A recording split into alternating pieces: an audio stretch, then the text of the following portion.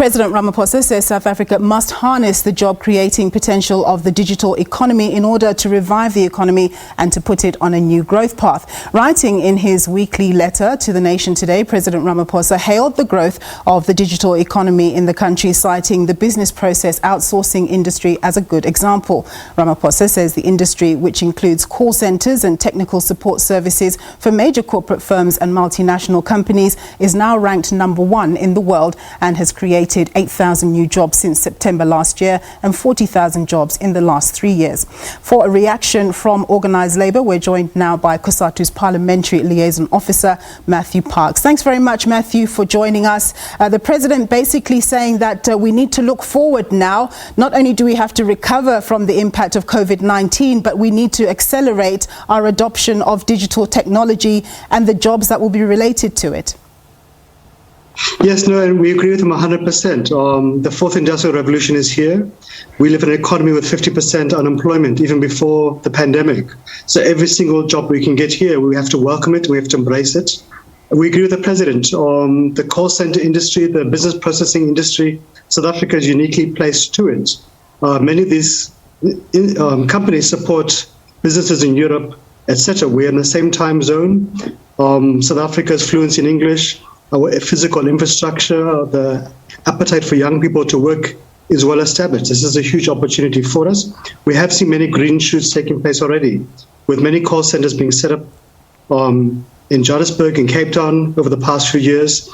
Amazon has also invested quite a significant amount of money, creating about 2,000 jobs in Cape Town recently. So I think for us, it's a positive thing. We should be looking at how can we embrace it and accelerate it. And that speaks to making sure that our electricity supply is available, that our digital connections are affordable and cheap. They're far too expensive right now. It speaks to training young people at schools for works in the digital sectors. And I think we also want to see that when these companies invest here, that the jobs they create are not temporary casual jobs with low pay and few benefits, but that they invest for a longer term partnership in creating decent work, permanent jobs, jobs with which pay a living wage and have benefits. Yeah. But for us, this is an opportunity going forward to grab. Just touching on a couple of things that you mentioned there, you talked about training youngsters, but what about training older people as well to adapt to the new realities? Because of course we have such a huge unemployment rate, and it may not be that difficult to get some people to be able to adapt to the new technological ways of life that we now lead. And then the other issue you talked about was people not being on sort of temporary low-paying jobs. One of the criticisms that's often levied against South Africa is that relative to other emerging countries, we do have a fairly high wage bill. Would you agree with that? And to what extent do you think that could be a disincentive for investors who want to invest in South Africa and create jobs? Yeah. Look, we don't think we have a high wage bill in South Africa. Most South African workers earn poverty wages. They live in townships and backyards and informal areas. I think what distorts our stats is that of the wage gap between the wealthy elite who earn 90% of the income often and a very poor large majority. But look, this is a great opportunity for us, and it's also increasingly an opportunity to serve South African companies. Many insurance companies, pension funds, financial sectors, banks are looking for this kind of business processing services. So there is a huge domestic demand too. We should also be looking how can we utilize this business opportunity for us to service the rest of Africa. We would agree with you that there are plenty of older people who too need to be trained. We should be looking at what are we doing with the skills education authorities, the SETAs.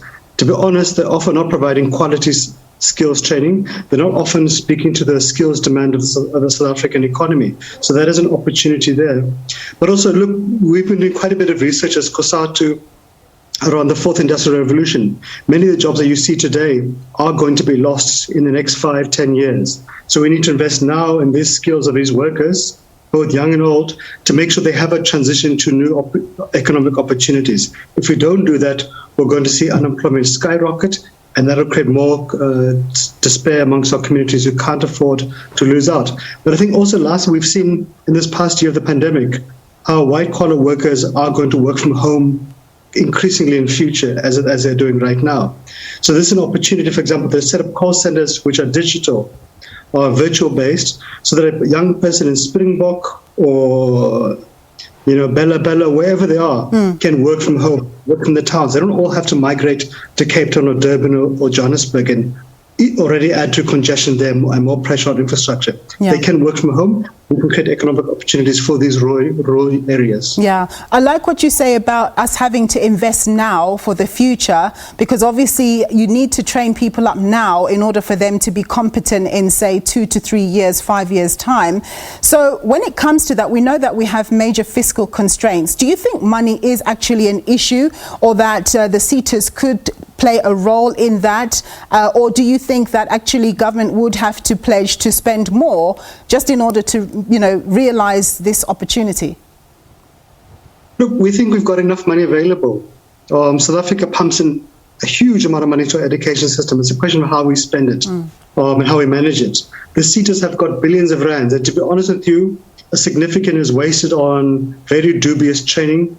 Often it's simply fly-by-night training, if I can be very honest. A lot of it's lost to corruption, to wasteful expenditure, and so on. It really does need to be overhauled, and it needs to address the skills of workers and of the economy of today and tomorrow. So the funds are available.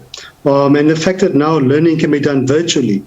Universities have basically in this past year shifted to online learning. So really, the doors of education are opening in a massive way, which we need to exploit and to embrace. Yes. But it also does mean that university fees need to become affordable for young people, because right now they are far too expensive. So there, you're right.